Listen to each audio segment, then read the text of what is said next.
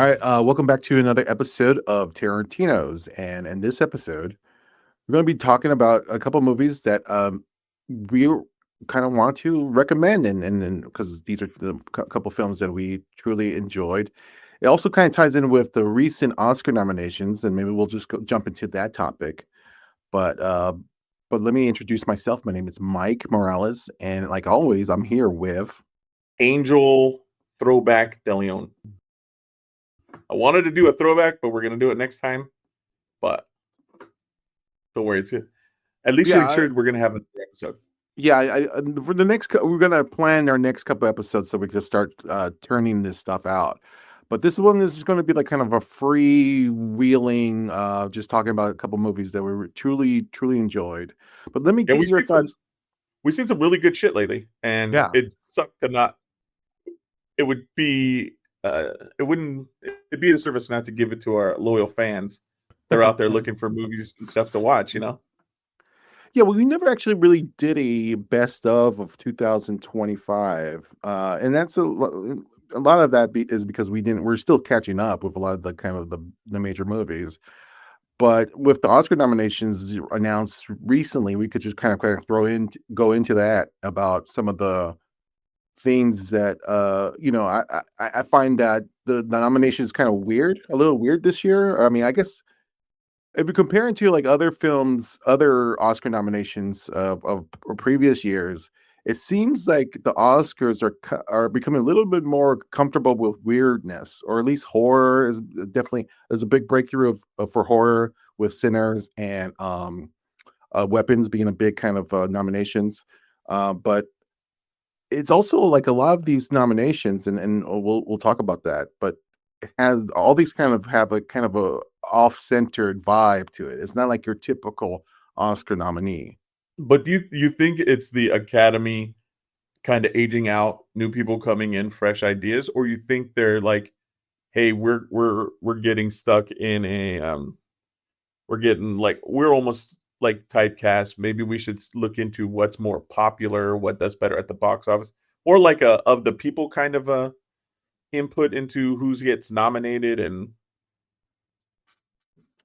Well, what there's do a you bigger net. I think there's a bigger net going on. They're casting a bigger net, and critics are becoming more individual. I think with their choices, in the sense that they're are picking films that are kind of the typical big picture movie, right? It's back in the day when we were growing up in the 80s and 90s, an Oscar nominee movie had to have a big star, had to have a big kind of epic sweeping background. It had to have like kind of this operatic kind of theme or storyline. And that's not the case for at least for the last couple of years. It seems like they're going for more quirky independent films and foreign films. Foreign films has actually been a pretty big popular thing as the Academy's kind of gone more international. but don't you Um, think foreign films are getting better? It's kind of I don't know if they're working harder, but they are doing what we've done for decades, and they're doing I've it s- better, dude. yeah, I've seen like for a while. I've always said like Korean movies have been better at emulating the '70s American films, and those filmmakers are now becoming master filmmakers, and their films are kind of big. I think as we're it's funny because as we got more availability to foreign movies because you could just stream this stuff now on Netflix or whatever. Um, you kind of find that they're all kind of sharing a similar kind of vibe. It used to be like back in the day when we were watching films from the 80s or 90s that foreign movies felt like extremely foreign. Like even they were like kind of from a different age. Now it's more modern. Now it feels like every day it feels more relatable than ever. And I know that they have kind of their horror, international horror is amazing now. Yeah, It it's is amazing. so good. Yeah, The and genre films world around, that comes from every part of the world. It's terrific. It's sometimes the best horror movies come from foreign markets. it's still, man, uh, the When Evil Lurks is fun. Yeah. Like, dude, Argentinian yeah, film. Like, I haven't seen a better horror flick yet. Like Weapons was good, but I wouldn't actually call it horror. But pure horror, like right now, that's maybe the last 20 years. That's my favorite for sure, hands down. So good. yeah, and I think this year because of like because like Sinners has been this breakthrough film, Frankenstein has been this breakthrough film, and Weapons, of course, and also there was a couple other ones, but they, I mean, it's horror has become mainstream. I mean, it's definitely here, and it's definitely part of the main you know uh, consciousness of moviegoers. I think people are actually at this point maybe even more of a fan of horror than say superhero movies. As superhero movies have declined in its popularity, Yeah, horror took horror and video game inspired films are taking up that space. and horror's just better produced. The stories are better. It's not just let's throw a bunch of blood and guts and jump scares. It's getting a little more sophisticated. The only thing is it's kind of weird because I get it. The Sinners nomination, everybody is very excited about it. I just I wish it was a better Better I wish there film. was a better horror movie that got Mm, thrown into, you know what I mean? Like if I don't know, like if When Evil Lurks was watched mm. more and like a movie like that, like a true horror. This was kind of they got really big actors. It's a cool story and everything. I don't know if it's because of how well it was um I guess you'd say advertised. Mhm. It was a Wish big box office hit. Yeah. yeah, it was huge. And it was kind of Yeah. like everybody that kind of was like it feels like everybody was like, "Oh, you know what? I'm getting into horror blah blah blah." This was their perfect avenue. It's a Oh, big budget. Let's go on a yeah. Friday night. Let's get Mhm. scared. You know, it was almost I don't dude, see, I don't want to be a jerk and say trendy. But you know what I mean? It It's was kind of kinda like trendy, yeah, it was kinda trendy. I mean, like, to me, Sinners I'm not, like, the one who jumps on the Sinners bandwagon. I have problems with the film, and mostly it just relies on the vampire aspect of it. Everything else I thought I really enjoyed, but once it makes that turn to vampire movie, I think it did a disservice with the rest of the film. I think they should have followed the Indians that were hunting the vampire in Well, the beginning. and That would I have been a better movie. That would have I watch that every day. That would be great. Part of me also didn't want them to kind of label it as a vampire. I kind of like the idea that there was just kind of demons but that there a certain point there someone says it's vampires and then it becomes, like Yeah, the we're tropes. diving right into the tropes and the lore of vampires.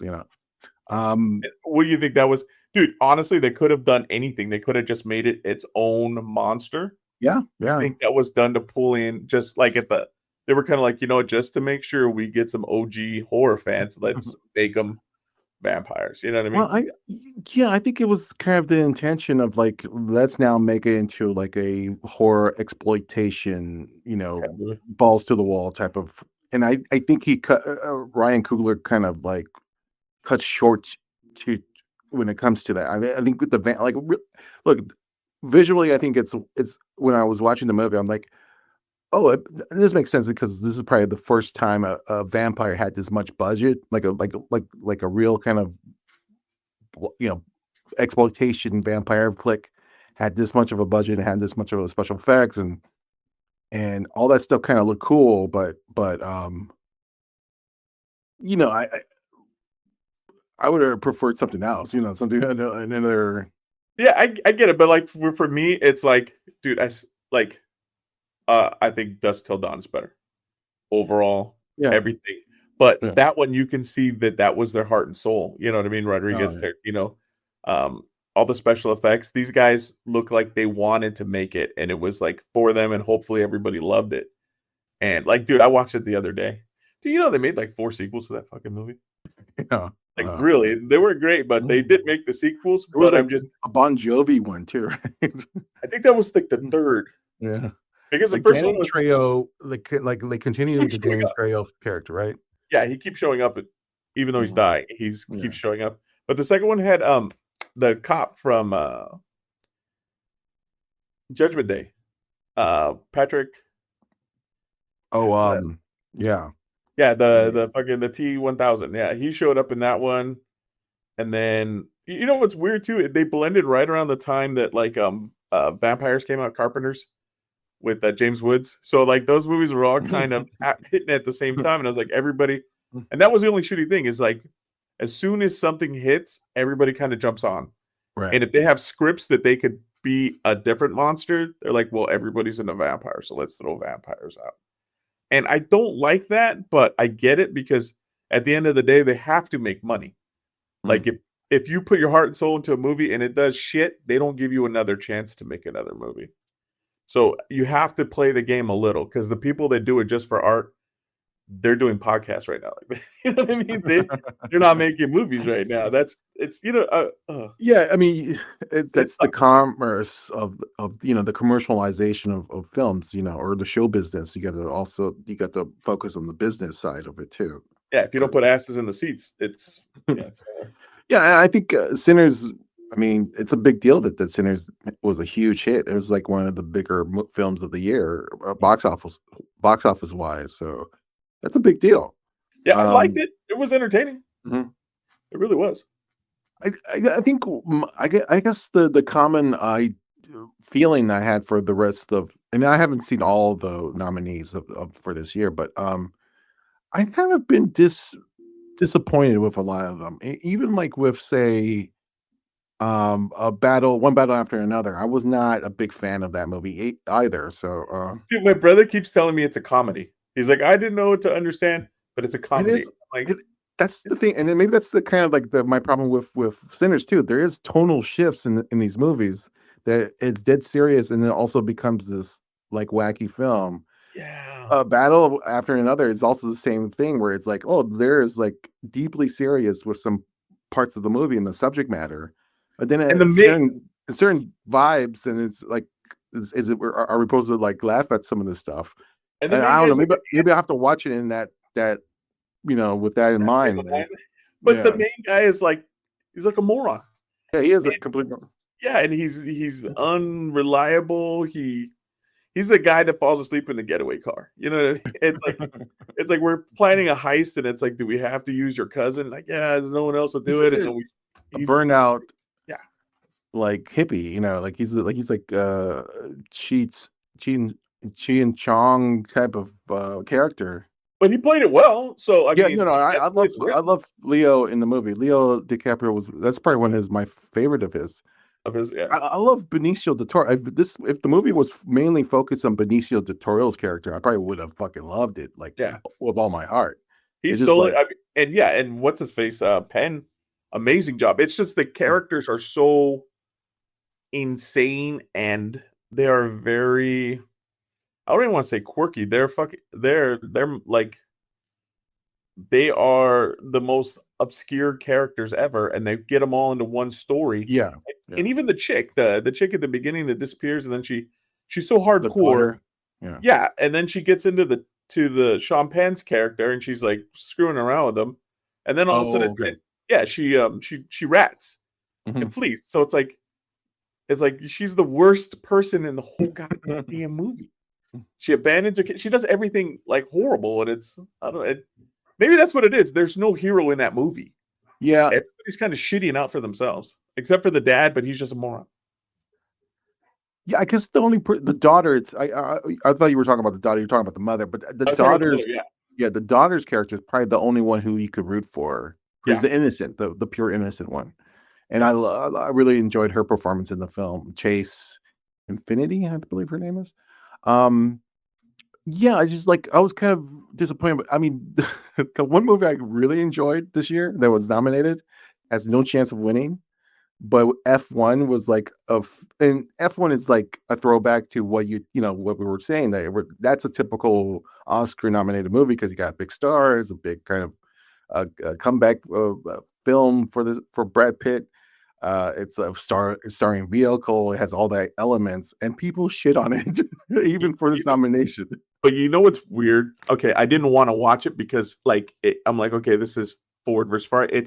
It's made to get nominated. They made this Yeah, movie for yeah. that. I watched it and I'm like, okay, getting ready to just shit all over it. I fucking loved it, dude. Yeah, it sucks The me in. story was perfect because they have these epic fucking tales. I'm gonna give it one last chance, and I'm coming back from obscurity, and I'm working hard. Like the rookie, it's like all those kind of movies. Like I was like waiting for that, and I'm like, nah, this fool found the secret to life. It's get in, do your thing, and get the fuck out. And it was perfect, dude. And I told my brother-in-law, who's a big like car guy, my brother-in-law Tim, like, dude, have you seen F1? He's like, no. And I'm like, dude, I don't want to tell you what it's about because I want you to go in blind. I said, but it is so fucking good. I did not want to like it, and I fucking loved it. And my son watched it too. And then the way they end it, he's just like signing up for the next one. I'm like, yeah, dude, that's what you do when you are the best at something. You can't keep killing it. You go to the next thing. And dude, that guy's life was amazing, dude. Like he had it all, but then realized what he really loved about it. And he's just going around doing it. It's great. Yeah, it's about the kind of it's not about winning. It's about the spirit of doing it, and which is kind of an old throwback kind of concept. Like I don't think people kind of understand, and it really that's a kind of an old idea. Like how to live. I mean, it's a kind of a new wave hippie way to think. You know. Yeah. And it's like you said, it's like the old movies where the movie's done and you see the mentor or the old guy goes back to the ranch and starts doing his normal farming. It's kind of like this dude still goes back to what he does. He comes in like a slice of life to carry a lot of the momentum, help out the main characters, and then he goes back to what he's doing. And it's weird because he's the focal, but he's not the main person in the story. He's the focus of the story, but the story is about the kid getting, you know what I mean, getting his courage, getting his skill down, his craft down to become the next greatest driver. And it's like I think he pulls from Pitt like why you'd want to be the greatest driver. It's not being, it's making sure you got that desire, making sure you love it, and you could bring it to anything. It's don't sell your don't sell your love, sell your skills, and you know what I mean, and take your skill set that helps do what you love to do, and they can't take that from you. They can't market it. They can't put it on a poster. And I think that was the best part was Pitt. You could kind of see him not on the commercial side of it. He'd already done that. He already like sat with the best in the world, was on the best teams. I was so happy with that movie when it was done. Like nobody else I know saw it, so I don't even have anybody to talk to about it. Dude. I thought my brother-in-law would be all over. Tony hasn't watched. Nobody's watched it, dude. I think people it's getting bad rap because I think people are thinking it's a old man movie, it's a dad movie, it's this kind of label of I mean I don't know I thought it was a terrific film. And also it's a kind of a rewatchable type of movie. I could rewatch that. I mean I have rewatched that, and I rarely rewatch films nowadays. I just got an Apple ID, like somebody gave me there, so I'm gonna watch it again. It's on Apple TV, but yeah, dude, people are watching Fast and the Furious 30, and they're not watching this movie. You know how shitty that is, like as a society. I know. It's fucking insane, dude. Like I mean, I think it's a bad. I mean, look, Brad Pitt has a kind of a shady history with the public, and I think some of that kind of that nonsense kind of hurts the film or something, or hurts the kind of reputation of that stuff. But I really dug his performance. I think has him as a movie star. It fits well. It's Top Gun, really. Top Gun Maverick, the same team from Top Gun Maverick. It's almost exactly the same type of structure. I didn't like that. I like this so much better than. Oh wow! Yeah, Top Gun Maverick was nostalgia for me. Oh, great! Yeah. But I would never watch it over and over. But I can see. Yeah, I haven't gone back to watch Top Gun Maverick. I mean, there's some really great moments in it. Val Kilmer's final performance and all that stuff. But I think I've watched this 3 times already, at least twice and a half or something. F1. But let's talk about Frankenstein, because we didn't get a chance to really talk about it. We're big Guillermo del Toro fans. And this was kind of something that was on our list of something that you were looking forward to. We both were looking forward to it. It was And a let's passion project for him. This guy nominated as well. What's your feelings about Frankenstein? but let's call it what it is. We are also big kissing booth fans, which is where we first saw Elord, like Jacob Elordi or whatever is how you say his name. Okay, so my daughter's infatuated with this guy, right? Which Mm. at first it weirds me out, but she's almost 18. Whatever, she can do what she wants to do. So she loved the stupid kissing booth movies he's in or whatever. So she was so excited to watch this, and then she saw him, and she still was into it, but not like he's not the hunka dude. He's not the hubba guy. But I thought it was great. I okay. It's so funny because there's Frankenstein, and then there's Mary Shelley's Frankenstein. Like, remember when we watched that one in the fucking Garrett with the violent to scream? the Like that was so like the Robert De Niro yeah, the Frankenstein. Robert De Niro one. So I like the aspect where it's not just the Frankenstein's monster, the creature. I like the kind of story where it's the conflict between him and the maker. Like that's what I loved about Mary Shelley or like the De Niro one. They're in the snow because the guy's trying to get away from him. I like that. I like Mm. the way this one was. I liked the interplay. Story was great. All the characters were great. The effects were mind blowing. Um, I liked almost. I probably liked everything about it. There was a few parts that I thought kind of dragged or were a little weirdly redundant, or like when he's locked up down in the thing. It's like okay, I get it, but realistically, how's he eating? How's he? Not even that he's eating, but it's just it's not like a bird where you turn the light off and he goes to sleep. Yeah, and then you can come back tomorrow or the next day, and then he's talking and learning. But they could have went into something more like that part Mhm. because like he just like I, I I dug it and I get it. They don't have 5 hours to run down all the loose ends, but I was very very happy with it. I thought it was great visually. It was stunning. It was great. That one weird room with the runoff like that. I the whole time I was watching that, I'm like, fuck. Like, how much of that is set? How much is CGI? Because there's a point where something is real because they're walking around, but then I'm like, in real life, dude, I would hate that room because I am gravity is my enemy, and it was almost like a nightmare room, right? Because the way it sucked in, it was kind of like I don't know. That part was the only part that weirded me out, and the whole ending with that room, and then what's his face? The Defoe, right? Who was the Um, benefactor guy that did the money? That was Defoe, right? oh no, it was Christoph Waltz. Waltz, yeah. Sorry, they're not interchangeable, but they're very the same. Dude, he was radical in that flick, dude. It was so good. I liked it a lot. But What's your feelings? What's your Allure feelings about blew me What's your away. feelings about Mia Golf, who's the girl? Because like she got a lot of flack for this movie. People were saying that wasn't a great performance. I thought it was pretty good. But I don't know if it's the performance or the role. She Mm. was like, yeah, you know what I mean. She was like the vessel to keep Hmm. things going, and she it's not a knock on her. It's not that she could have been interchanged, and she totally could have. I think even great actresses would have been interchangeable only Hmm. because it wasn't a driving.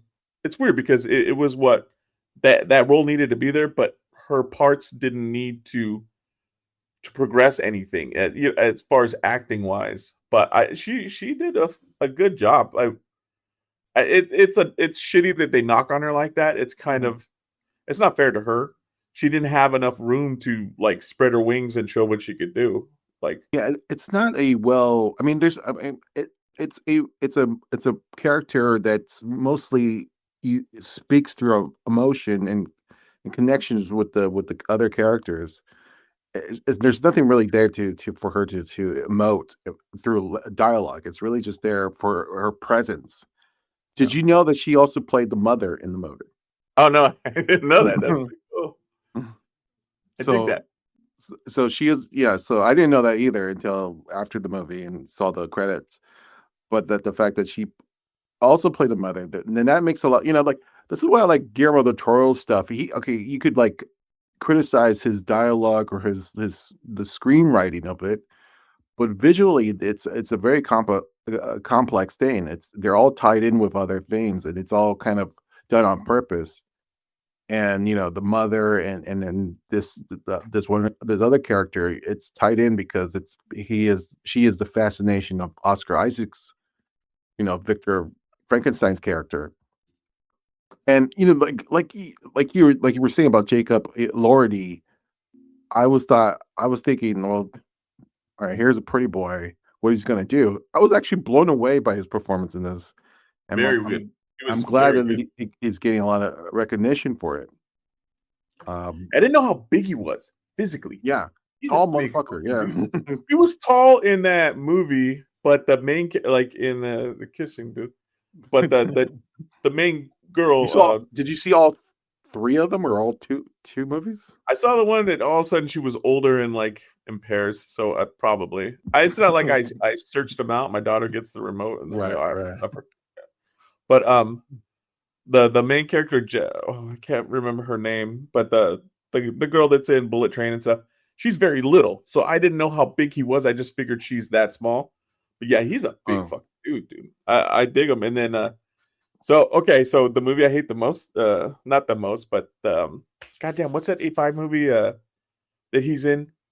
And not A5, A24 movie where they're in the garden and everybody's banging.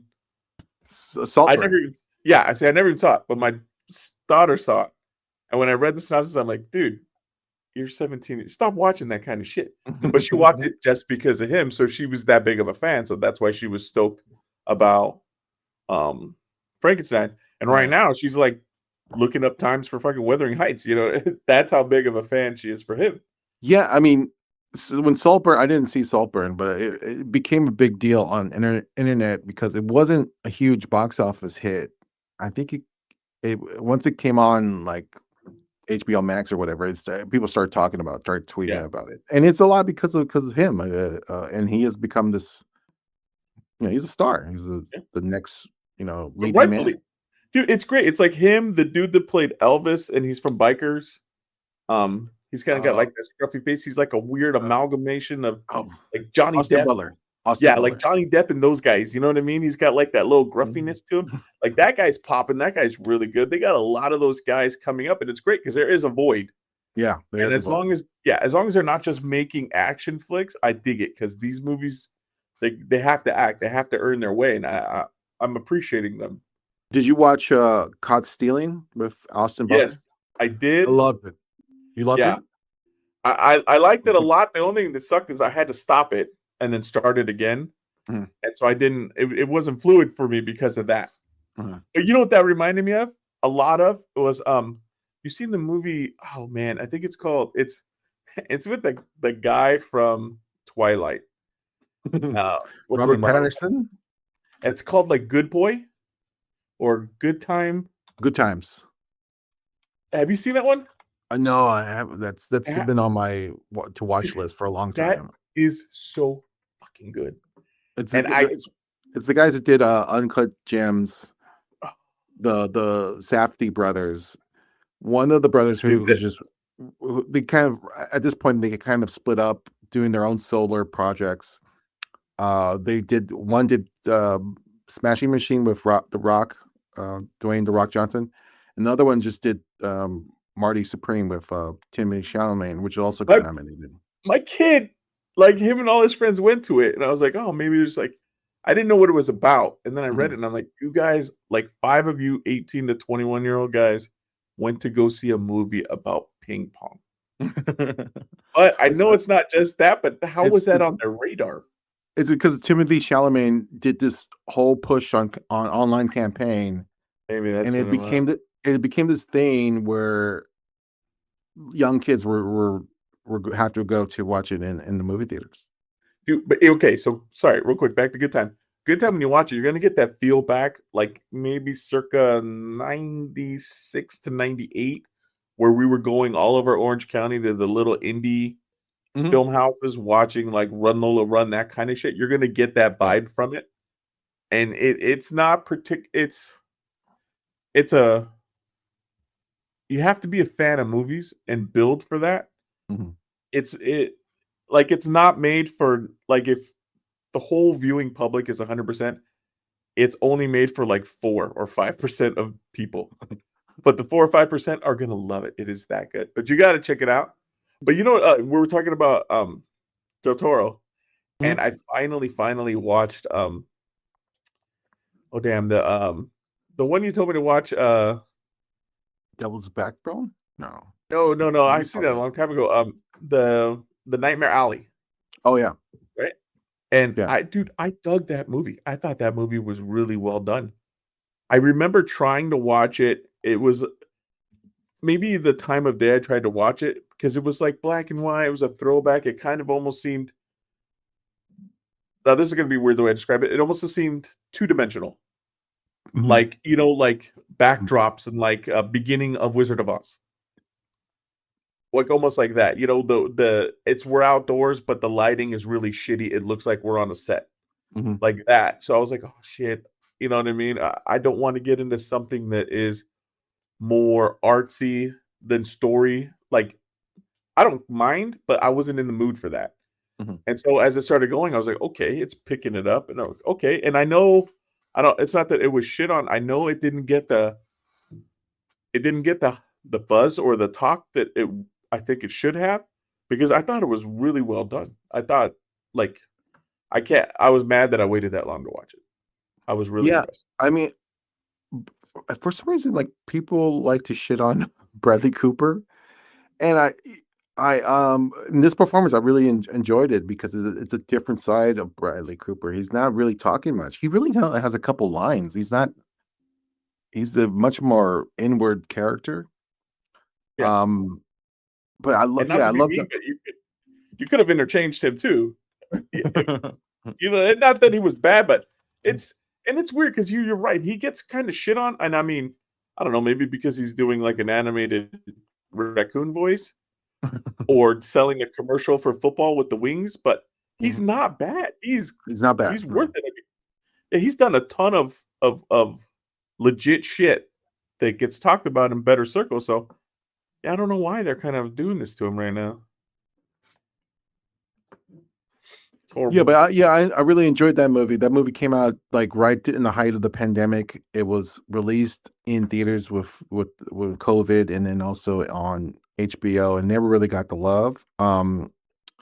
It did horrible in the box office, but I Yeah. think, and also I think a lot of the critics, at least the ones I read, they were kind of comparing it to the original. It's a remake. Oh Uh, shit! I didn't even know so, that. and then people were saying the original was kind of a classic, a noir classic, but which I never seen the original, so I don't have that kind of connection to it. But I really just as the kind of the you know the story of it, I thought was really cool. I mean, it's like kind of your typical. I mean, not typical, but like it's a noir. It gets to what the heart of noir is, and it's like bad guys in a bad world, in a bad time, doing bad things and trying to get away with it. Yeah, And and see, I thought it was the gonna be. I thought it was my problem with the beginning was I was thinking he was gonna go too much on the look to get that mm. across, right? Because when you first turn it on, you're like, "Holy shit!" Like everybody's gonna say "dame" and "broad," and Oh, I and see, the I little see. kids are gonna be selling cigarettes. Like they were pushing hard for the looks. I was just worried that it wasn't gonna have the substance behind it. It was um, good. yeah, as we talk about the nominations, did you ever get a chance to see Train Dreams on Netflix? Yes, I fucking did, and my wife watched it, and we really fucking liked it. And the weirdest thing was, when I was done with it, I'm like, "Okay, I liked it. I know why I liked it," but I was thinking about the story, and I'm like, "Holy shit, it's almost depressing." It's It is depressing. It's yeah, majorly depressing. and it's like it's almost like But there's a beauty to the to there's a poetic beauty to the yeah, depression part of it. This is what it life is really. yeah, and Mm. it's not even that he was, like, happy or sad, Mhm. it was just that he was, and it was kinda like it kind of helped. The story was kind of dealing with life. and what Mhm. happens and all the little things in between.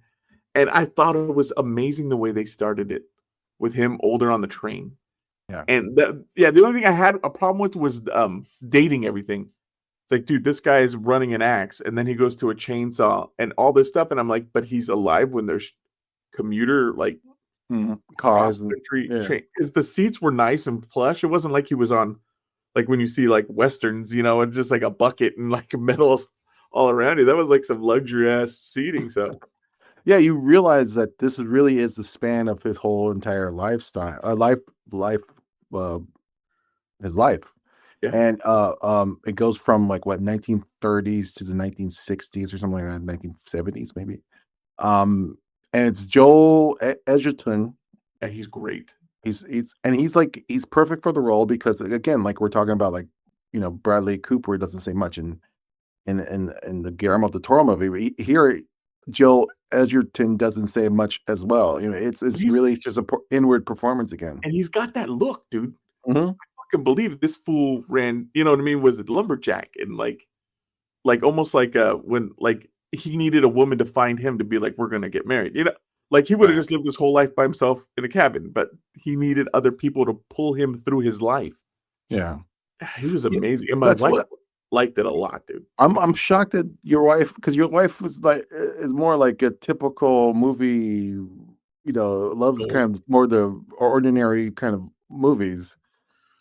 I'm no, because this I I'm wouldn't say this teaching is her like slowly. I'm slowly making her appreciate except for Nicolas Cage, she still got that wall, dude. Alley girl forever. Fuck anything else that guy wants to do. But I think what it is it's beautifully shot, like Yeah, cinematography wise, and just the locations, fucking gorgeous. And the story was nice, and it had enough to keep you rooting for him, even though it seemed like he didn't need you to root for him. But yeah, like the story with the wife and the fire, it's like I love my wife because when she watches the movie, she's like, no, no, and it's just mhm. it's one of those things. It's like Right. there's no inside feeling. You're gonna hear like, no, don't tell me. Oh no, it didn't happen. She's not like that the whole time. It's not like Right. evening at the Apollo, but it's like everything you're feeling. It's like she does it. It's like the people that make movies, she should sit next to them because they would love that because that's what they want.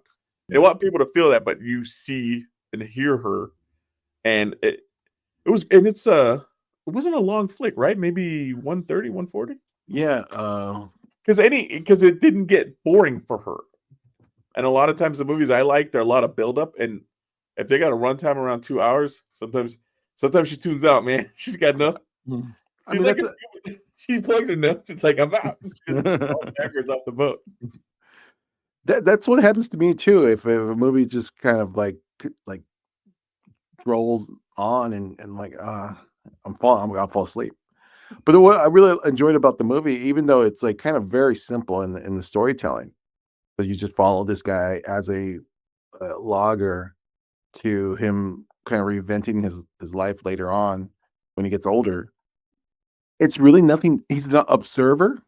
He's observing everything. He's watching people, and I think most people, I think for the most part, they are just watching other people.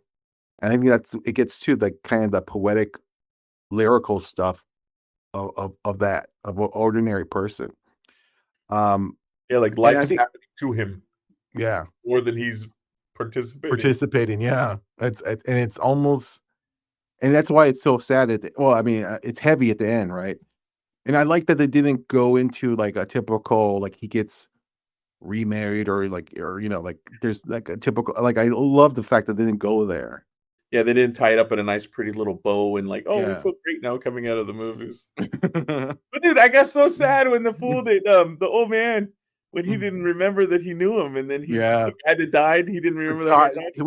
when he forgets to tie his shoes or couldn't tie his Yeah, shoes, that was I nice. go, "That simple little close up of him t can't doing it says the world to me in Yes, this movie." And that's what the movie is about. It's like these simple moments that it's have beautiful. huge life meanings to it. So I'm And glad that it did got that mean nominated. it was kind of like that guy Pierce, like peeping into his future too? You know what I Yeah, mean? yeah, yeah, Like, yeah, yeah. that was He great. knows that if he stays here, this is him. It It was stays very, as a logger, yeah. Very well done. But you know, you're talking about Mick. Dude, she saw the damn it, the movie with dude, I'm horrible with names now. The girl from Superbad, that's where she popped. I La must La know. Land. Okay, you know that what was the movie she did where she won, where she was the crazy chick going around banging everybody? With William Dafoe, where she gets her brain kind of restarted. Um, uh, yeah, It yeah, I just know. it was last year's movie. That was last year. It was a couple years ago. Oh man, I can't remember these names. Something. I I, was I, not. I I keep saying Little Darlings in my head, but it's not Little Darlings. Um, damn it. poor Anyway, things. Poor things. yeah, yeah. Poor things. Yeah. Um, She saw that. she, yeah, and she saw the whole thing, and she actually enjoyed it. And the material was not something I thought she would be into, but I think she saw past it. She Yeah. saw what they were getting at, like the Yeah. naivety and all that stuff. So that's why I'm saying she's. It depends too because she gets tired. So if I can get a movie in right around 8, I can get her the whole time. But if I start something 9:15 or on, it's gotta have something for her to keep in. And it's weird because I'm a little scared because she loves like true crime. She just like Yeah. when I Well, go into her username for Hulu or something, it's all scares true the shit out of crimes. me. Yeah. Yeah. Everything, Yeah. cold case, and yeah, dude. If when I go, The true crime genre or phenomenon is just driven by women audiences. They just love it. like the what was the one with the neighbor that freaking ended up shooting the newest one on Net? Well, it's kind of new. Oh, The Perfect Neighbor or something like that. That Perfect Yeah. Neighbor, dude. She was into it. Like anything like that, she's all over. Like the missing, like any girl that gets missing, and all of a sudden the family's got to find her, and she's on a cruise. She's there. She's doing her detective work on the side. Is it because women have they they have to go through life knowing that they could be killed at any moment? You know what I mean? But you know what's weird? Mhm. That's a woman thing, and it's not a guy thing. Yeah, And it's not a guy. my daughter has it too. It's like Yeah. I go somewhere, I go to a fucking wherever. It's nighttime. I'm like, oh yeah, I'm gonna go to the store. They're like, no, Mm. it's too dark. You know, they Yeah. have to go Yeah. in a group. Yeah. Yeah. They Yeah. honestly think someone's gonna come and take them. Yeah. I know. Yeah. Yeah. Yeah, I and it's hard for me to put that in my. Who's gonna fucking take me? Who wants me? You know? I so I had a friend who was looking at this was years ago. So I had a friend Kyle, remember Kyle? He was looking at apartments. This is 20 years ago. He was looking at apartments and it was near my house. He goes, "We were looking at apartments near your house, but it was like it was fine for me, but my wife didn't want to go there because it looked too scary." And I go, "Really?" He goes, "Yeah." And she said something about like I wouldn't be feeling safe to go to the gas station there. And I go, that's when I noticed, oh, they women have a different perspective because I would never, even if the scariest, I'm a big pussy, but I could go to the gas station to get gas and then like kind of look around but never once kind of have the feeling that someone's Yeah, going to stab me in the back or something I keep an or eye worse. out. Yeah, Yeah, I keep an eye out, but it's not like I'm too afraid to go there. It's like right. I need gas. That's the gas station. Let's But hope those guys with the for shaved heads are yeah, cool. yeah, but for women, it's like, yeah, yeah. But for women, it's like death, rape. It's like all the worst thing, and I guess that's why true crime is such a appealing genre. Yeah, I mean, dude, there's like little like vines and TikToks like for women. It's like, oh, if you see a post-it on your window, don't touch it. Call your husband, come get it. Because what they do Yeah, is they wait for you this to reach. means help me or whatever. Yeah, or they put a like something on your tire when you go to look at the tire, they grab you. It's like the Yeah, yeah, weirdest shit. And like it's women helping other women. And I'm like, yeah.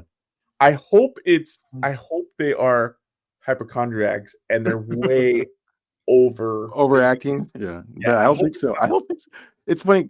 You mentioned a TikTok. I remember watching a TikTok not long ago, like a year ago, and where it was a woman who was saying, I'm recording this because just letting you know because I'm walking out of this drugstore. You see that van right there? You see that van? That van has been there for all the time as I parked my car.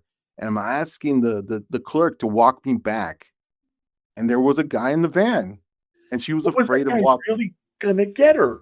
I don't know. But that's my thing. Is it really happening so they should be worried?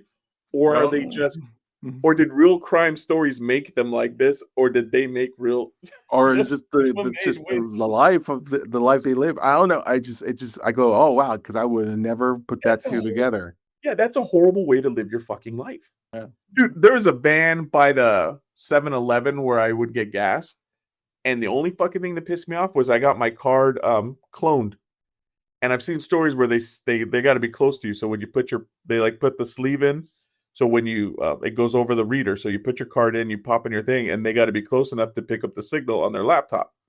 So that's Mhm. the only thing that pissed me off. I didn't think someone was stealing me. I thought they were stealing my ATM and shit like that. But Mhm. as far as like another human being, like get them,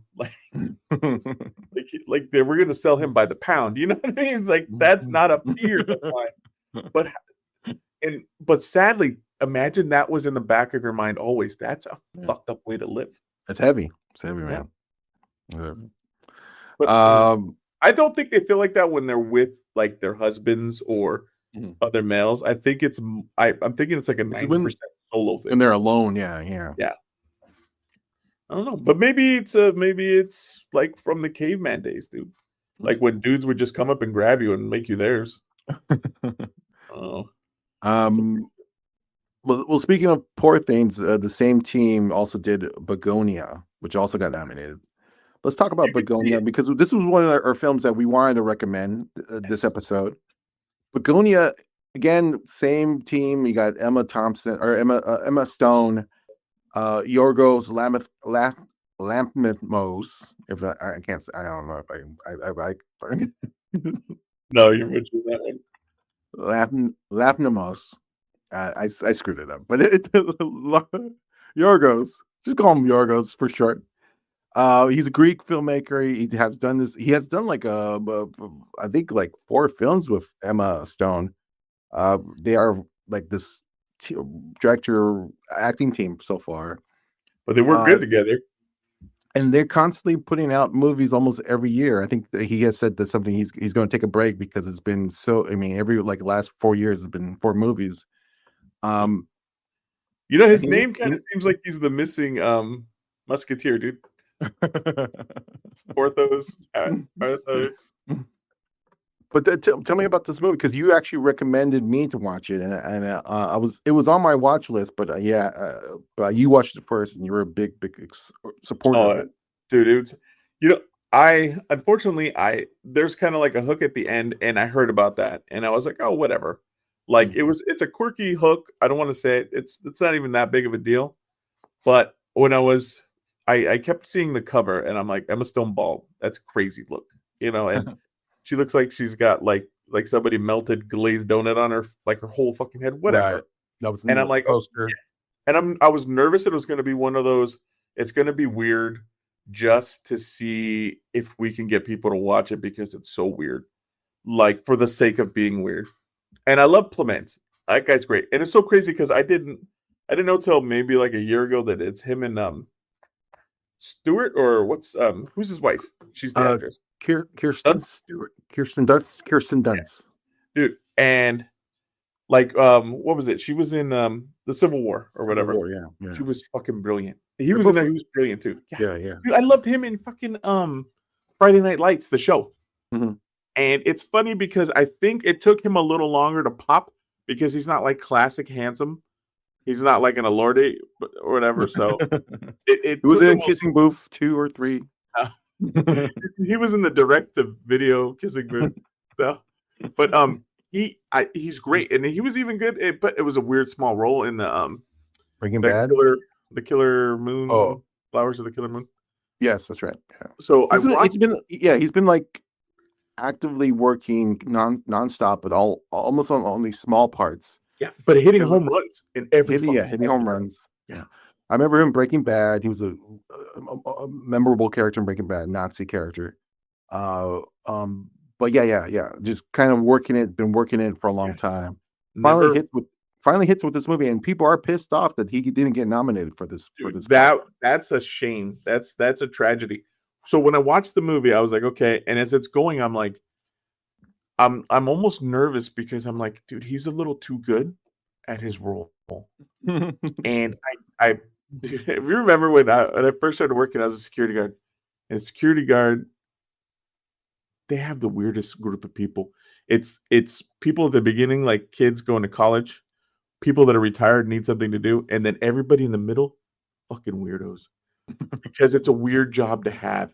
Uh-huh. It's like you don't. It's like there's like 2% that are crazy that think they want to be cops, and this is their gateway, but it's nothing. They're just fucking watching like a parking lot in the middle of the night, and then other people are just weird, and they spend a lot of times by themselves as the security guard, so they're perfect jobs for them. So I've seen fucking people like this, and when he's talking, he is scarily convincing that it's real. Like I don't know if in his mind he just said, "Fuck it, let's go there," and he became this character for the whole movie because he is brilliant. He's spot on, and dude, he's convincing himself through the whole movie, and he's convincing me that it's real, like with him.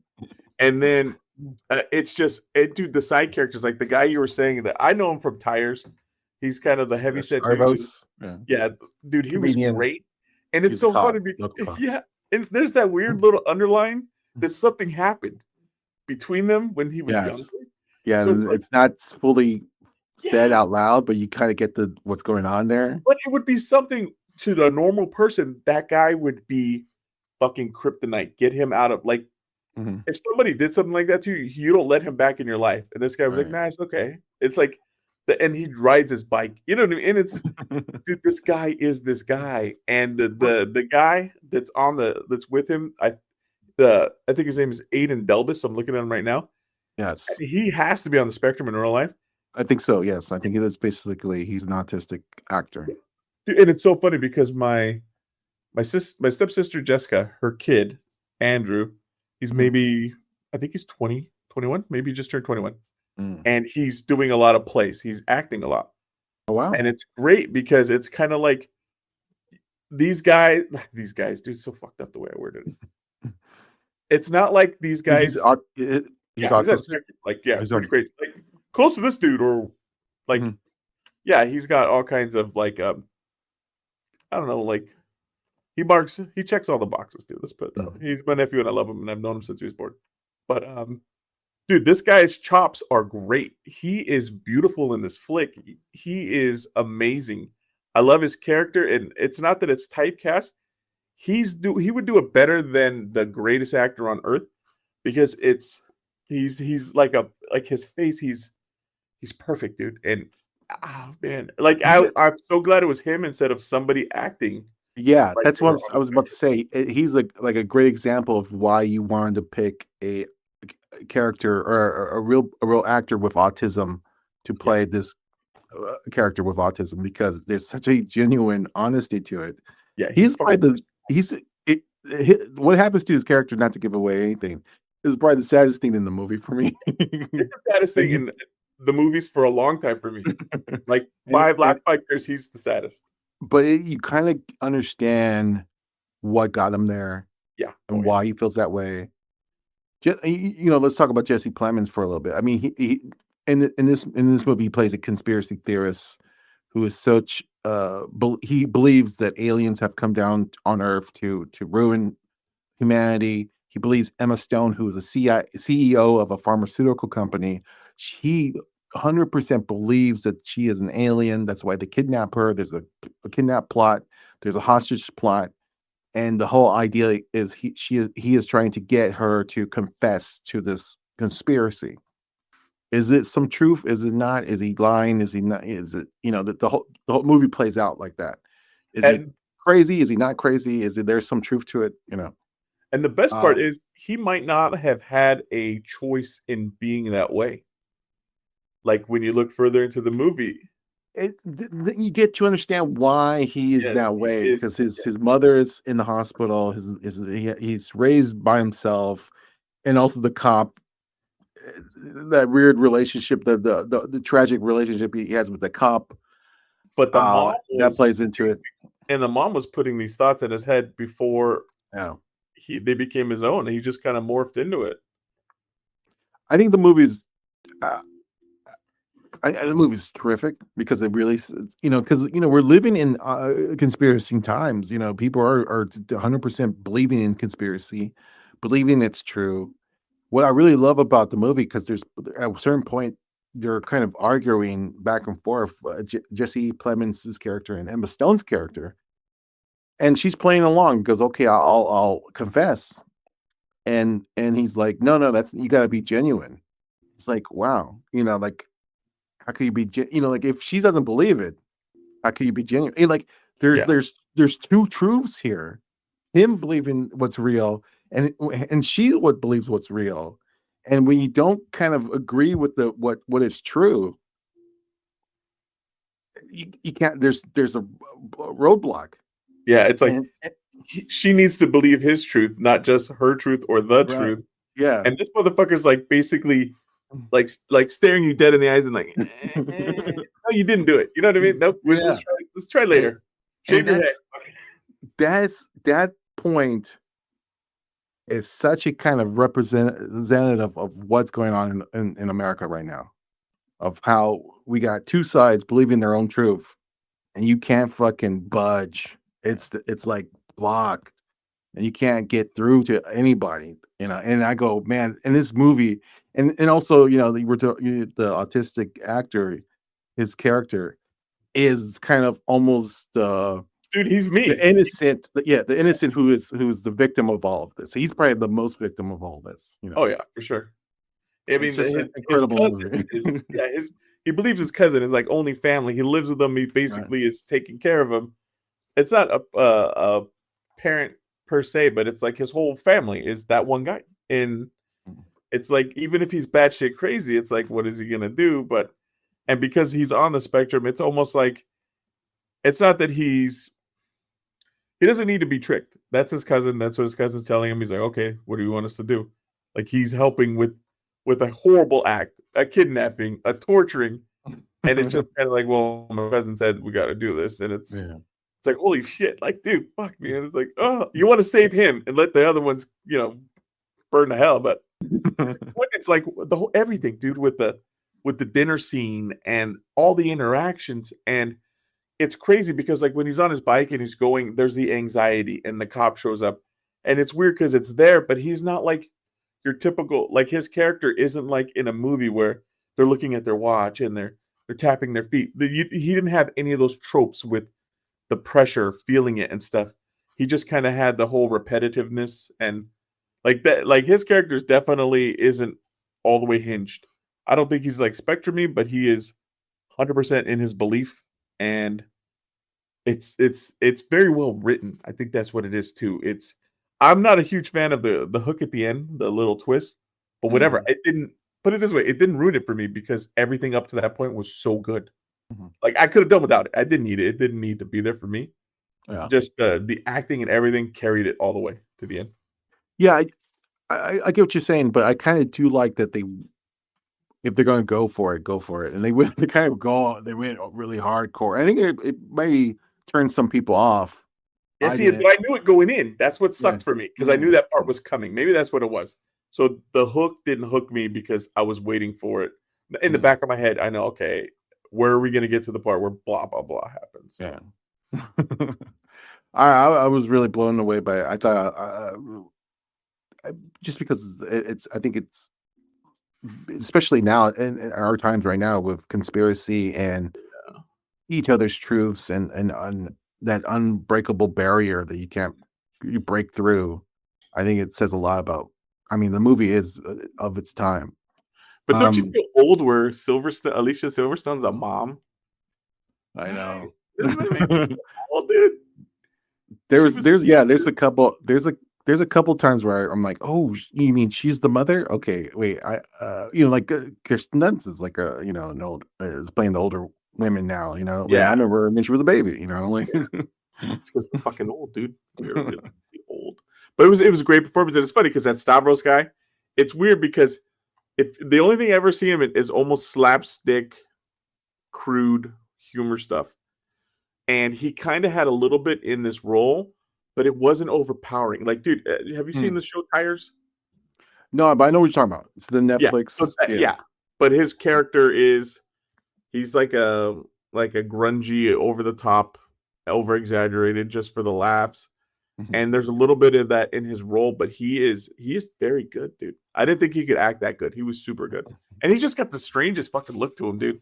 Yeah, And the way he that's carries he's, himself, yeah. fucking He has a awesome, look. dude. He's awesome. Yeah. Yeah, it's so good, dude. Let's talk. I mean, that's about it for Oscar nominations. I mean, I haven't Wait, seen. Begonia, dude. My favorite thing is like everything, dude.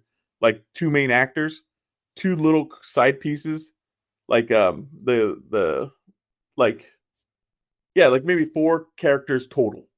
You know what I mean? Yeah, I dig that. very very Mostly in the house. contained. Yeah, Yeah, contained movie. I Yeah. don't yeah, don't fucking bring in 1,000 people, don't travel the earth for me. Dude, because like if you can't get it with like a bunch like a couple people in a room, you can't fucking get it. So yeah, I love that part of it too. And it was great where they lived. It was crazy because all of a sudden they're in the woods, but then there's a little city and he's working at a plant, and then Yeah. it's like nowhere in America and it's like everywhere at the same time. It was a great location, all that stuff. Dude. It was good.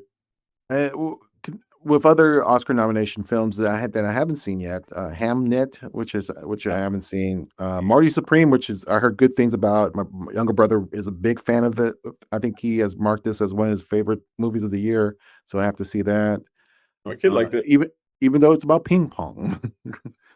The Secret Agent, which is a Brazilian movie, that's getting a lot of hype. I have not seen that yet. Sentimental Value, which I have seen, I actually was pretty disappointed by it. Not that big of a fan of it. I mean, I understand why it got nominated. It's about an Bullshit name. Shitty not Beatles. it's about like well, Skarsgård, is it Stellan or is it someone else? Stellan Skarsgård is the, like I love him. And so he is he's a older filmmaker who's making a comeback, and he's making a film, and it's kind of he has this estranged relationship with his two daughters. The movie is about this is going to be his comeback movie. It's also going to be most likely his last film. It's about his basically it was inspired by his daughter, so it's a movie about that. And he wants his daughter, who is an actor, to play it. She refuses. It's a kind of a family drama that way.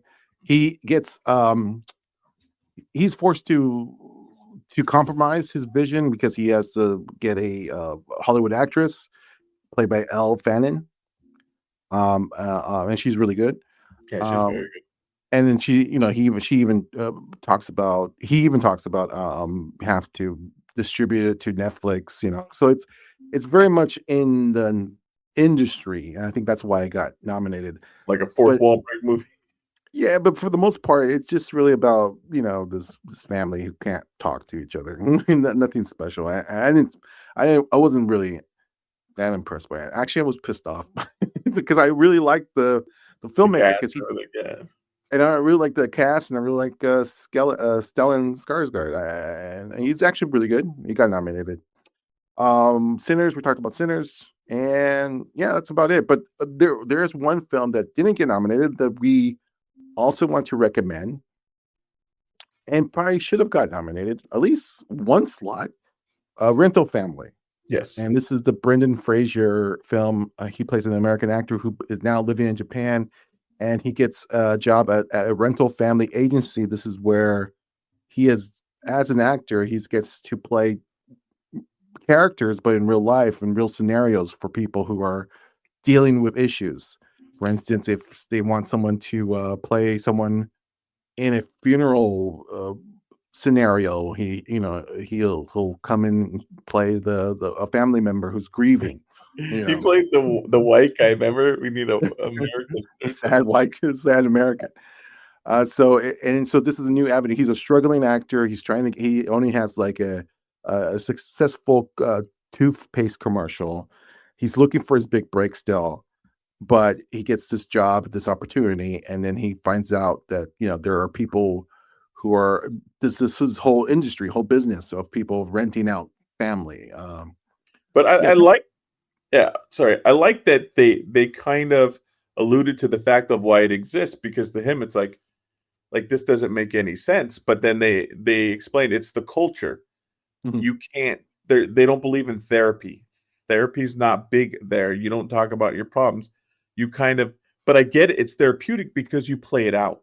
Like the guy we were talking about, he had basically he felt like shit, like he shouldn't even be alive. So he does a funeral for himself. Mhm. His parents go, they hire actors, and they make him feel better about being like that he was important, he counted. Mhm. And dude, that aspect was fucking great to me because it was so you're acting, you want to be in a movie, all you are is entertainment. But these guys are fucking doing something. They are changing actual people's lives. I fucking loved that. I liked, Mm. and it was weird because it wasn't just the funeral thing. Like the it was funny because didn't they allude later on that a lot of their business was the Oh, basically punishment, the punishment, or something. yeah, Yeah. when you've cheated on your wife, you bring in an actress who pretends to be the one you cheated with, and she gets to take all the shit and even maybe get smacked, and that's how she saves face. The husband doesn't actually have to stop doing what he's doing, but it's kind of like it's weird because it's like it's real because it happened, Hmm. but it's fake because it's actors. But and then the whole marriage thing was great, and Hmm. I love the way they wrapped that one up at the end. I don't want to spoil it, but I love Hmm. the way they wrapped it up. And then that was getting him to understand what he was doing and that it really was a good thing. It wasn't lying to people. It wasn't making like a mockery of them, or like he didn't get it and he started to get it, and that's what I liked about it. Yeah, and I guess the major we follow Brendan Fraser's journey as he gets to used to this idea of him being part of this rental family agency, and he gets into multiple jobs. But the major kind of job was he is rented to be a father for a young girl who had never met her real father, and the mother wants who apparently had a relationship with an American and who's now gone from their lives. And so they want her to get a good position in a school. And so they need a father to kind of play that character. Because she And was denied at three other schools, yeah, right? So yeah, it's still a cultural thing. It's like weird. They still want a mother. It's yeah, they can even be picky. Even if you got all the money and everything they want, they can still say, "Hey, you don't meet our cookie cutter family that we want to be here," which is weird because you figured they'd want, but it's the opposite. It's the yeah. appearance, It's apparent. not Yes. necessarily the truth over there. It's kind of crazy. And the difference with this job is that usually when he's hired to do these characters or these members of family members, they know that he is not real. In this case, they're not telling the little girl the truth. They're actually fooling her and thinking that he is her father, and that's the job. Because if she believes it, then they have a better shot of uh, th- getting into this elite school that the mother wants. And that was all the Um, mom's idea too, man. That was yeah, crazy. yeah, it was all the mother's idea. So that part of it is also really cool in the sense that here's a guy who was really without a family. He's orphaned. He says like his most of his family's most of his parents have passed away, and he's living in Tokyo by himself. He doesn't have any connection to other family. Now he's becoming a dad. Now he has, and part of the what's cool about the movie is like he is with all these parts and all these jobs, he's also getting to observe and become friends with these people, and Yes. in a sense, becoming bigger or better, better used to the Japanese culture, which he's lacking because he's been living there for 7 years, but he's still an outsider, and he wants to feel more of an insider. And this job is making him at least better understand the culture better. But aren't you get the feeling that all these things are becoming real for him. Mhm. Yeah. And it's insane because at the same time he's playing multiple roles. Like while he's doing that, remember he's got the old man and he's pretending to be a journalist because he was a famous actor back in the day, and now his daughter basically is thinking that he's sad, so she wants to get it like, he's gonna do a news story so he can get excited about it. And he's going into these people's lives, and it's he's acting in their real life, and it's crazy because their real lives are just like everybody else's lives, even though they're in Japan. And I thought it was weird that he goes to Japan to become an actor. You know what I mean? It's I think he was an actor first, and then just went to Japan because that's that's what I'm what saying. was it. Like he It thought was. there were more opportunities to be in I don't movies. know. I think he was like something about he was finding opportunity. Like I a think he niche. was. It never really go into his backstory, which I actually kind of liked. Yeah, it's perfect. Yeah, I think it was the point of the movie is really just about him kind of finding this new life in Japan. But I think we just assume that he goes to Japan because he wants to leave his past behind with the stuff that happened with his parents passing away, and having no really roots in America. And yeah, and it's really him finding roots at this Right. point in his life. Yeah.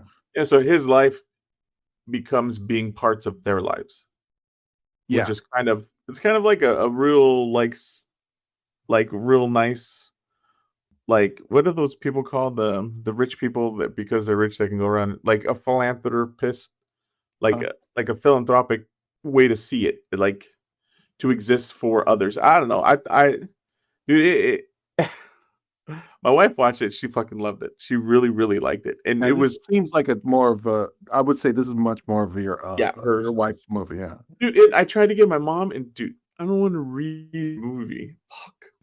It's barely any subtitles, dude. Barely. Fucking barely. And then my kid was watching it. I told him to watch it because he'll watch it for a little and then he runs off to go do shit. And I'm Mhm. like, dude, circle back to this one. And I know Tony had it on his list, but he's not the best at reading either. And it's like, fuck, dude, it's barely reading, and it is so fucking good. That's Like good. I haven't, yeah. This is like for me, it's Parasite where it's so good. I don't feel the same. It's not the same story, but like new things for me in this movie Mhm. were Mhm. constant, and it was great. And even there were no tropes because it was so original. And Mhm. there's a couple parts that got me, and I don't want to say them because they're so fucking good, and it pissed me off because I was like my daughter was sitting there, she was kind of paying attention, and my wife was. I'm like, oh shit. And she's like, what? And I'm like, did you fucking like my daughter, because like she thought something happened. I'm like, dude, did you fucking see that? Like, do you get it? Do you fucking get it? You know what I mean? He's like, eh.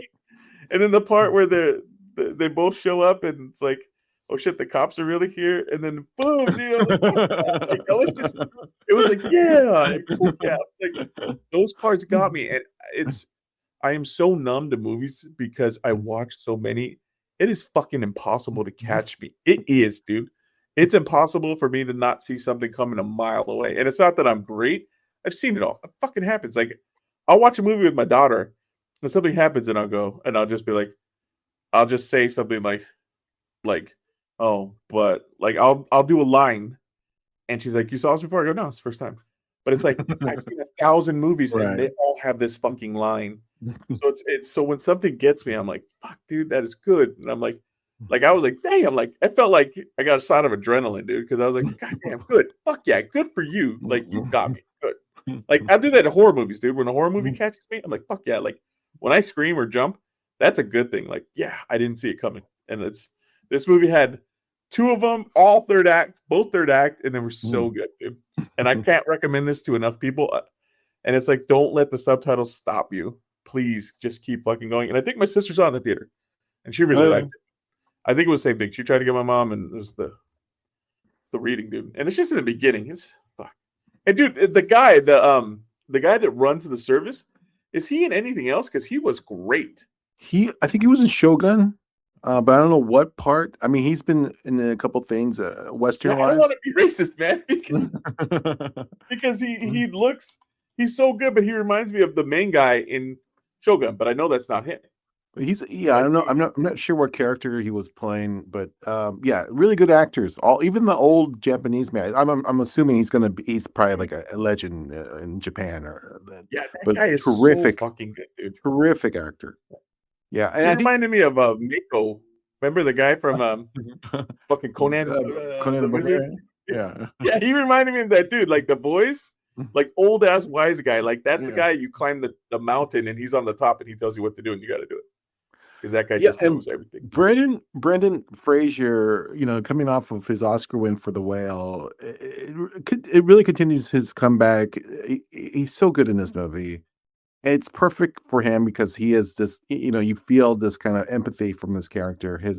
The way he acts is like we were talking about, like Train Dreams. He's an observer. He's a sponge. He's kind of soaking up this culture, and so in a way, we kind of vicariously we're just watching the movie and through his eyes, and if you're, maybe if you're more you know familiar with Japanese culture, maybe this is not something new, but for American audiences, this was a great kind of introduction of what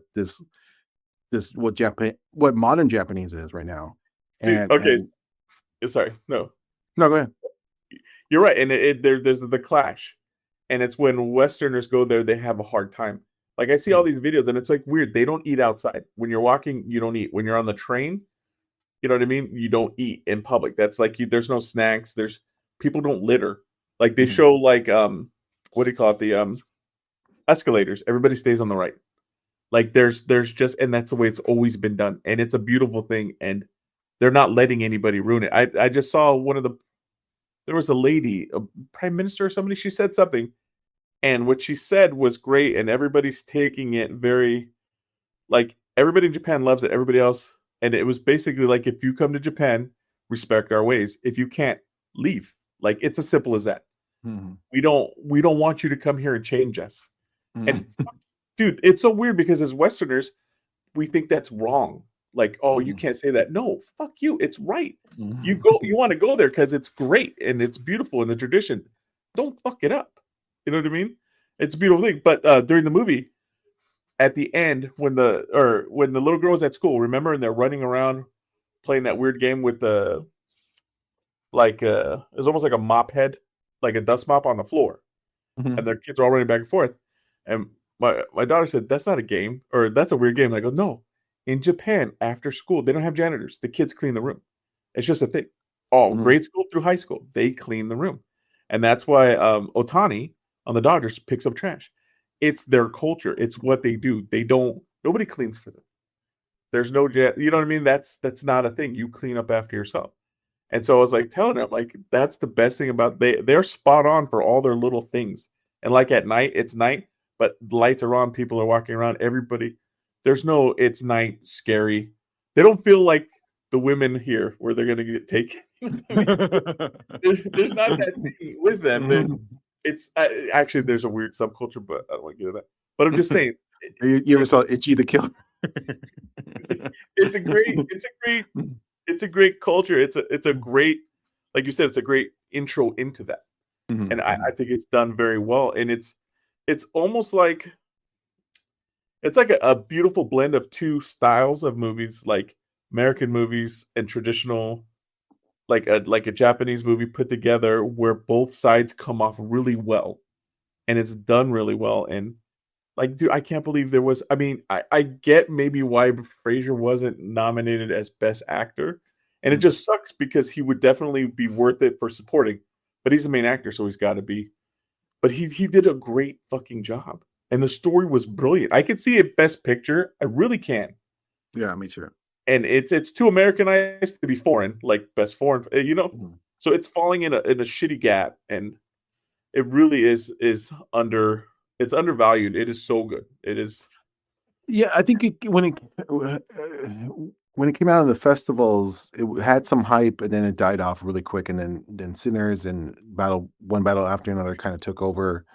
Uh, Also, I think Rental Family, I think for a lot of people felt a little more sentimental as a sentimental movie.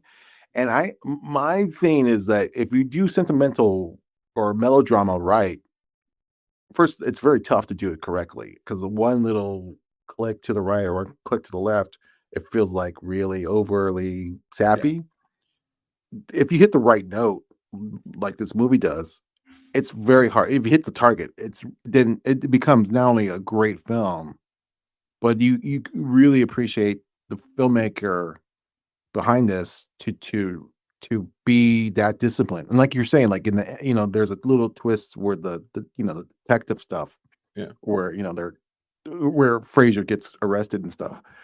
That all that stuff was horrific. That's the stuff that kind of keeps me from like saying that this movie is not just a good movie, but really one of the best movies of the year. Yeah. But I get what you're saying. Like, let me get there. Don't fucking keep pushing me. Like, the more you tell me, hey, you're going to get ready to feel this, I don't want to feel it. Right. Fucking Right. let me get there and be like, you motherfucker. And it's this one kind of there's the hand there that guides you, but it's not pushing you. Yeah. And I love when that. Yeah, I love when that happens. Other big movies of that people should watch this from last year, from 2025, that you think. I'm a big fan of Roof Man. You watch Roof I Man? see that one. I keep it's floating around and something that I should watch, but I haven't pulled the trigger on that one yet. I've been saying Bob Trevino likes it. It's a big movie that a lot more people should see. I just a month ago just watched Bring Her Back. I adore that movie. That's really cool. That's from the makers of the horror movie. The makers of Talk to Me. Wait. You're talking about the one where they put the fucking chalk line out in the ground? Yeah. I know you were not a big fan of it, right? I liked it. It's funny. The opening scene, I'm like, fuck yeah. And then I'm like, where did we go from here? Like the found footage type of deal. And I'm like, okay, I'm in. And it's like, now it's this lady's kind of neurosis and her obsession. And I'm like, yeah. It didn't hit me. It worked for me. I liked it. It wasn't horrible, but it started off like, fuck yeah, I'm strapping in. This is gonna be great, and then it just fell off for me. We could agree on this. Predator Badlands was a really fun fucking sci-fi flick. Dude, it was so good. And so many there's there's a guy I watch on TikTok, and I told you I got in a fucking argument with him. It's fucking weird. It's like sometimes you just want to be entertained. Sometimes I get what it is. It's every Predator movie is about the guy and the Predator is after them. This movie, the Predator was the main person. It wasn't getting away from the Predator. He was the focal point. And I don't think the people that didn't like it, I don't think they liked that aspect. I think they wanted him to always be the bad guy, the creature, the villain, but they didn't want him to be the main focus and follow his story. And I thought that was great. Yeah. And you could see a lot of the guy that did the animated one, the Killer of Killers, fucking probably my favorite animation of the year. That was great. That the Hulu one. But I think the guy signed up for 3, right? He did that one, then he did this one. He's supposed to do another one, I think, or some shit. But dude, it was great. The story was great. It was fucking entertaining. Me and my son went. We fucking loved it, dude. It was awesome, man. Yeah, I was a big fan. I mean, I eventually saw it on video or VOD, and yeah, I was like, oh, there is a Star Wars inspired or polish to it, because it's like space. Yeah. And they're building. The Predator has a species, and but I enjoyed this movie than any kind of recent Star Wars movie. This one was great. Yeah. But it was funny. We were talking about Japan, dude. Japanese culture, they went crazy with Predator, like the Yota, like the names of it. That's all from there. They went with it. They gave them background. There's some foundation for that. That they made female predators, like before the whole it's mother, the catch at the end, like it's the mom. Dude, they have, and they're badass. It's crazy. Like they took it insane, like through the comics and everything and their story arcs. But that's what I'm saying. So this one kind of blended that. There's like a whole universe and a whole like subculture for these, like the whole. Remember the last big one where there was like a predator hybrid and different in the Predators where there's different versions. The same thing. They have predators that hunt predators. It's like a whole. It's not as big as I guess Star Wars Lucas's whole back universe. Where remember when Danny would read the books on Tatooine and had all the different shit going. But it's pretty big. But it was well done, and Yeah. I don't think they wanted to humanize him. So like when his brother sacrifices at the beginning, I think people had an issue with that Oh, I see. Yeah. because they're badass killers. They don't want anything like us in them. They don't want any kind of anything to be familiar. They I want think that's what it was. I guess the critics of this particular movie, they probably want him, the Predator, to be like more like aliens, where it's just like a machine, Badass killer. killing machine. Yeah. But I had no problems with it having a backstory and bringing all this kind of lore to it. Dude, and And I was a bit Elle Fanning. dude, You I know, love her. She is in such me good away. shit lately, man. Yeah, I yeah. think her a lot. Dude, is she the one from I Think We're Alone Now? The one with Dinklage? Yeah. Is that her and Dinklage or her and her Yeah. sister? Dude, that movie's amazing. That was Nobody watches that movie. That movie's so fucking good, dude. I Think We're Alone Now. Yeah, that's about it. Thank you for Wait, listening. no, or did you want me to talk Oh. about Yes, let's end the episode with a very sad story that came out today. Catherine O'Hara, who's an icon of comedy, has passed away, and we just wanted to say something and give our pay our respects. She died at 71. We don't necessarily know what the complications were, if she had an illness or because I mean, it's a big surprise because she's been working up to this point and has appeared in multiple projects and probably has done multiple projects that hasn't been released yet, probably. Yeah, I was talking to my brother, it's like she never fell off. That's what's weird. A lot of times these guys that we talk about, they fell off, and all of a sudden it's like they're just mentioned again because they've passed. Yeah. And which is it's still tragic, but it's almost like what are you talking about? She did. I just saw her. You know what I mean? Like Yeah. usually people disappear and then there's something and then they pass. Yeah. But she's like,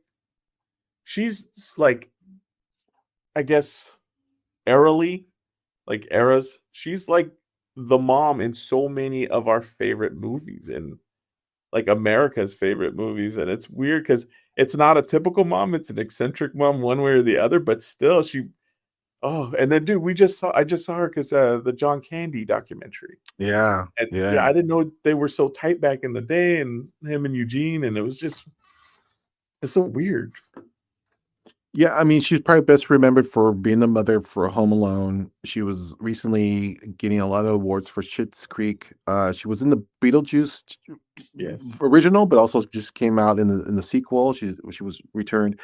She did a stint really quick in season 2 of The Last of Us, which was much more of a dramatic take, and she was really good. And as a therapist, and I thought for sure that she was going to be like entering this new stage where she could become a dramatic actress, but yeah, just a real surprise that her name showed up in the feeds, and they said that she passed away. Oh.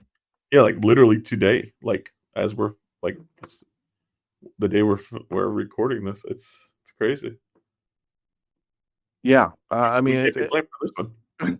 I know. Every time we get together, someone passes away. Last episode, we talked about Rob Reiner, surprise, murder in that case. But yeah, I mean, I think she will always be remembered for that time in the 80s where she, like we're saying, she came out in that Second City troupe, Canadian comedy wave of John Candy, Martin Short, Eugene Levy, and all the rest, Harold Ramis, all those guys, right? She's very much in part of that troupe, and comes with this kind of tradition of that Canadian style of comedy, which is fun, lighthearted, not too serious, really slapstick, but also very genuine, and in the sense of her what she brings to her characters.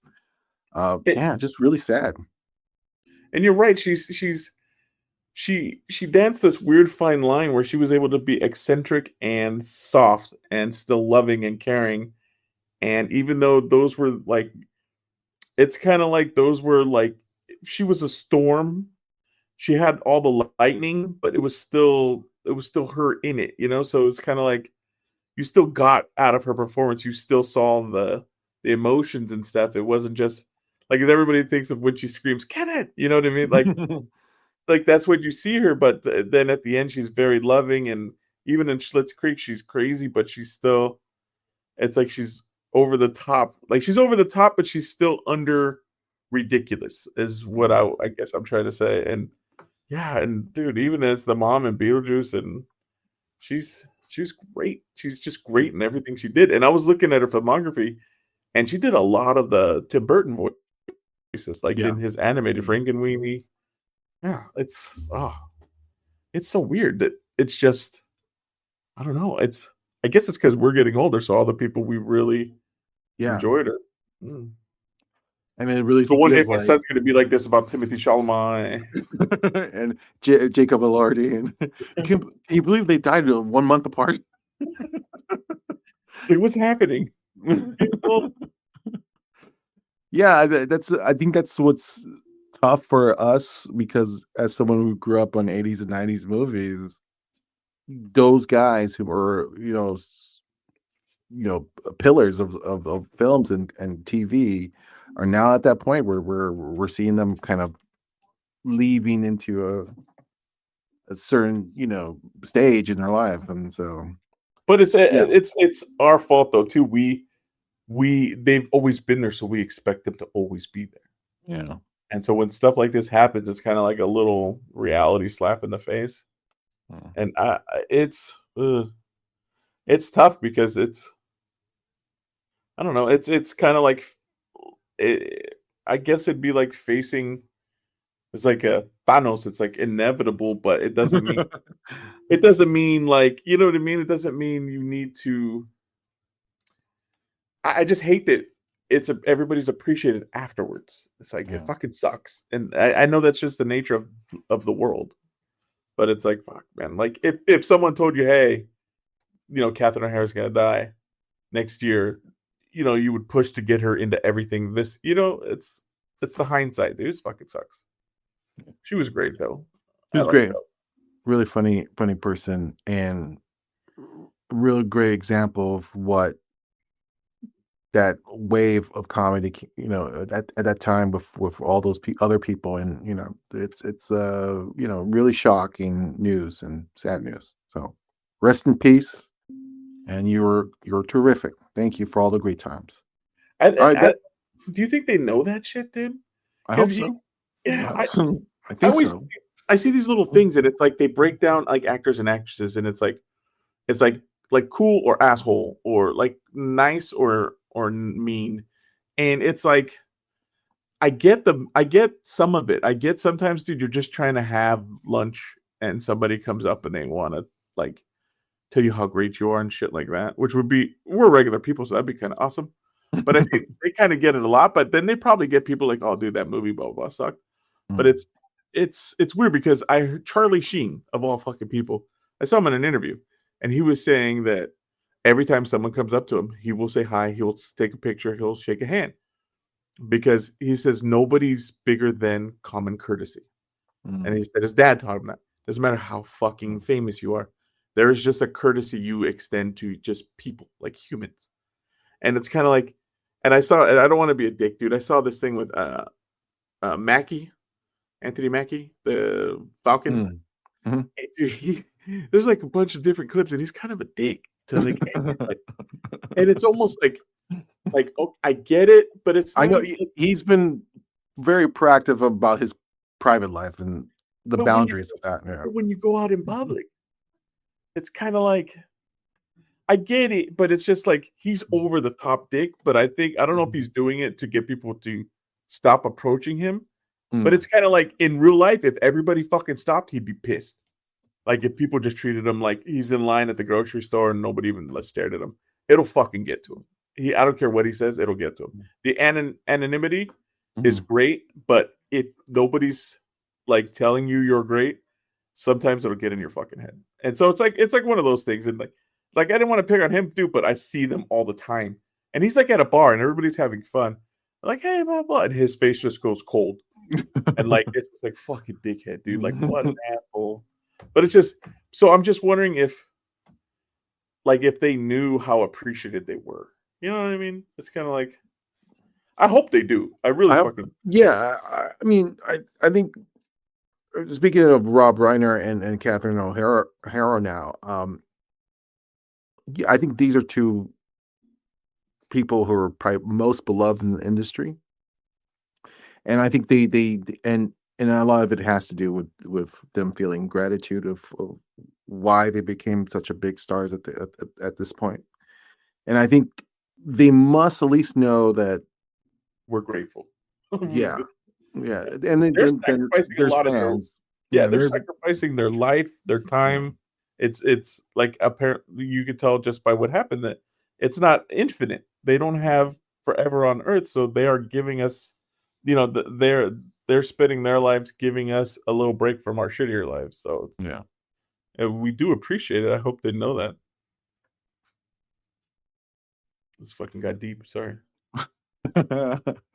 We'll end it there. Yep. Thank you for listening to Terrortinos.